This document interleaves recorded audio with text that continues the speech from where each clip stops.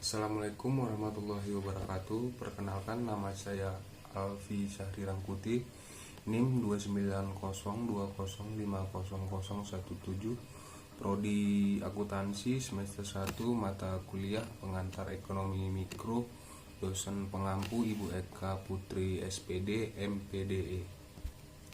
Untuk memenuhi tugas ujian akhir semester, maka pada kesempatan kali ini saya akan membuat video penjelasan tentang 1. Jelaskan pasar persaingan tidak sempurna yang kita pelajari beserta ciri-cirinya, kelebihan dan kekurangannya beserta contoh pasarnya. 2. Apa yang dimaksud dengan pasar input serta jelaskan penggolongan dari pasar input. 3. Apa yang dimaksud dengan eksternalitas, jelaskan beserta contoh. Pasar persaingan tidak sempurna menggambarkan situasi di mana penjual atau pedagang dalam suatu pasar lebih sedikit dibandingkan pembeli. Penjual berhak atas penjualan produk tertentu dan hanya merekalah yang boleh atau mampu menjual produk dengan jumlah yang terbatas. Contoh pasar persaingan tidak sempurna. 1. Pasar monopoli. Pada pasar monopoli hanya terdapat satu penjual yang berkuasa dan mendominasi serta mampu menjadi penentu harga.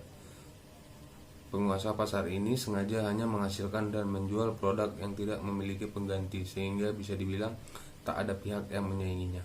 Ciri-ciri pasar monopoli: hanya ada satu pihak dalam industri, artinya hanya ada satu pihak yang berkuasa dan bekerja, sehingga produk yang dihasilkan hanya berasal dari pihak ini saja dan tidak dapat dihasilkan oleh pihak lainnya. 2. Tidak terdapat produk pengganti dikarenakan produk yang dihasilkan hanya dari satu pihak saja, maka tidak ada produk yang mampu menggantikannya. 3. Sulit untuk masuk ke dalam pasar. Industri dalam pasar tidak sempurna, hanya mampu jalankan pihak tertentu saja, sehingga sulit bagi penjual lain untuk masuk. Ada beberapa hambatan yang harus dihadapi jika ingin masuk ke pasar monopoli. Kelebihan pasar monopoli: lebih mudah melakukan kontrol karena kekuasaan dipegang oleh satu pihak. Keuntungan yang besar karena tidak ada pesaing. Bisa melakukan penelitian dan pengembangan dengan tujuan agar kekuasaan tetap terjaga. Serta kelemahan pasar monopoli: tidak adanya pilihan bagi pembeli atau konsumen karena tidak ada alternatif produk lain sehingga mau tidak mau pembeli terpaksa harus membeli produk tersebut. Ketidakadilan dalam pasar karena hanya satu pihak saja yang untung. Terus pihak penguasa tidak memperdulikan mengoptimalkan dan penghematan biaya produksi karena keuntungan melimpah. Contoh dari pasar monopoli misalnya PLN, PDAM, PT KAI dan lain-lain. 2. Pasar oligopoli. Jika pada pasar monopoli hanya terdapat satu penjual, maka pada pasar oligopoli terdapat beberapa penjual yang menguasai pasar. Ciri-ciri pasar oligopoli: menghasilkan produk homogen dan heterogen. Promosi dan iklan sangat diperlukan dikarenakan produsen lebih dari satu, maka iklan dan promosi diperlukan untuk mendapat pelanggan baru dan mempertahankan pelanggan lama. 3. Produsen jumlahnya sedikit. Terus 4. Kompetisi non harga. Dalam kelebihan pasar oligopoli: penelitian dan pengembangan produk sering dilakukan untuk menghasilkan inovasi yang dapat menarik pembeli. Pembeli bebas dan terluasa dalam memilih dan menentukan produk yang akan dibeli.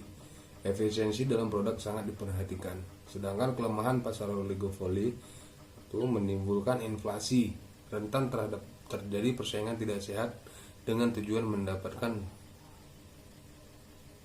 pelanggan, rentan menimbulkan ketimpangan dalam hal pendapatan.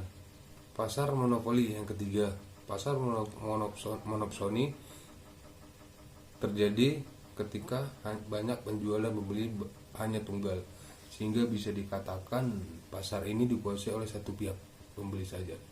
Sedangkan untuk ciri-ciri pasar monopsoni: pembeli menjadi penentu harga. Yang kedua, barang yang beredar hanyalah barang mentah. 3. Hanya terdapat satu pembeli saja. Serta kelebihan pasar monopsoni: kualitas lebih terjamin, lebih hemat biaya karena dapat menekan biaya produksi. Kelemahan pasar monopsoni: lebih banyak tekanan yang dirasakan produsen karena pembeli hanya satu saja. Produk yang tidak sesuai dengan kebutuhan dan keinginan konsumen dapat berisiko tidak terpakai. Soal yang kedua, apa yang dimaksud dengan pasar input serta jelaskan penggolongan dari pasar input. Pasar input adalah suatu pasar yang dimana tempat berinteraksinya permintaan dan penawaran input atau sumber daya produksi, atau definisi lainnya dari pasar input yaitu pasar yang menyediakan faktor-faktor produksi yang terdiri dari pasar sumber daya alam modal, tenaga kerja, dan pasar kewirausahaan. Penggolongan pasar input. Pasar input 1, pasar input tanah. Pasar input tanah atau juga disebut pasar sumber daya alam tanah merupakan faktor produksi yang penting dalam proses produksi, baik secara langsung ataupun tidak langsung. 2. Pasar input tenaga kerja. Pasar input sumber daya manusia tenaga kerja merupakan jumlah permintaan dan penawaran yang diperlukan untuk proses produksi. 3. Pasar input modal. Modal merupakan segala sesuatu yang digunakan dalam proses produksi. Modal tidak hanya berupa uang, tetapi juga berupa barang yang dapat digunakan untuk menghasilkan barang dan jasa. 4. Pasar input kewirausahaan. Faktor produksi kewirausahaan diperlukan dalam proses produksi. Faktor ini membutuhkan keahlian resus serta yang memegang peranan yang penting dalam produksi, sehingga faktor input seperti tanah, tenaga kerja, dan modal dapat dikelola secara efisien serta menekan kerugian seminimal mungkin. 3. Apa yang dimaksud dengan eksternalitas? Jelaskan beserta contoh. Eksternalitas adalah biaya atau manfaat yang didapatkan oleh pihak ketiga yang tidak dapat memilih untuk mendapatkan atau tidak dampak tersebut. Contoh nyata dari eksternalitas adalah pada perusahaan listrik yang membangun pembangkit listriknya